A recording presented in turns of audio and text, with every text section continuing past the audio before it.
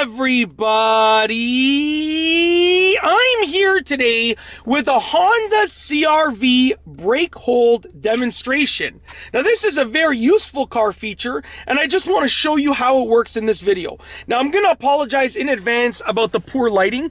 I'm filming this fairly early in the morning before the sun has come out. Yes, it's not that early in the morning, but for this time of the year, the sun doesn't come out until about 15 minutes from now. So you're still going to get the point, but I do apologize about the not so great lighting. So what it is essentially it's this button right here, okay? And it's great for stop and go traffic and for situations when you're going to be braking frequently. So check this out. I'm going to push the button and it's actually going to turn the system on, okay? Now I'll do that one more time and I'll show you exactly what it says. So I'm going to turn it off and turn it on.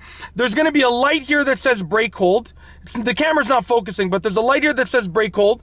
And then also it's going to tell me that the system is on standby. So I'm going to turn it off, okay? And so it's saying that it's off. Now I'm going to turn it back on. And as you can see, it's on standby and it's on.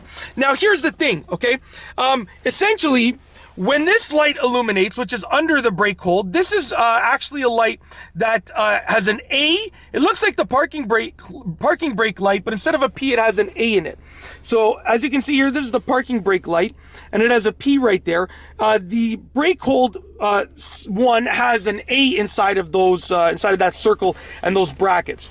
So what that means is that it's actually working. So right now I can release my foot from the brake. So my foot is off of the brake pedal. Here's my foot over here. The brake pedal's all the way over there. My foot's over here. The car's in drive. Okay. Emergency brake is off, but the car's not moving. Now check out what happens as I push the gas. So I'm going to push the gas.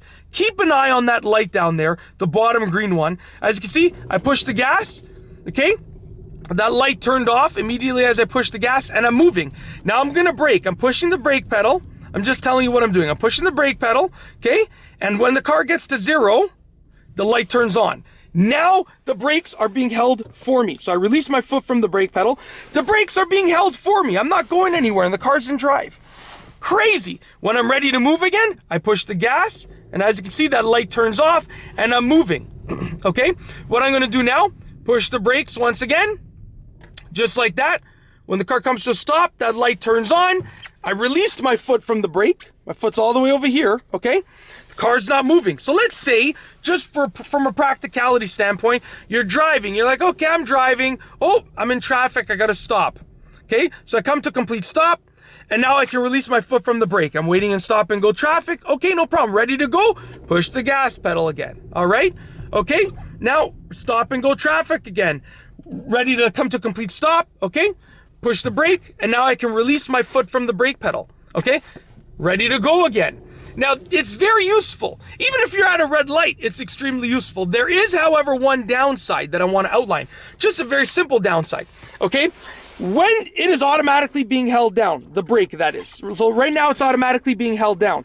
If you keep your foot like around the brake area and you're just not pressing it down, but you keep it around the brake area, then it's perfectly fine. You're going to negate this downside.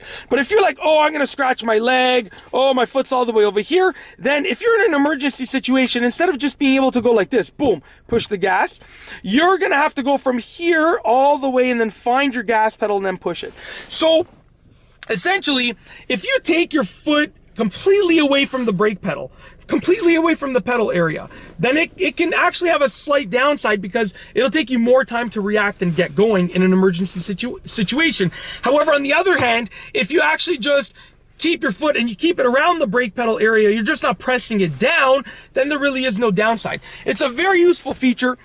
To be honest with you, I use it quite often. I didn't think I would ever use it when I first saw it, but then after I started using it, I sort of got used to it. But I always do keep my foot still around the pedal area, just to make sure that I'm not experiencing the negative, potentially negative consequence.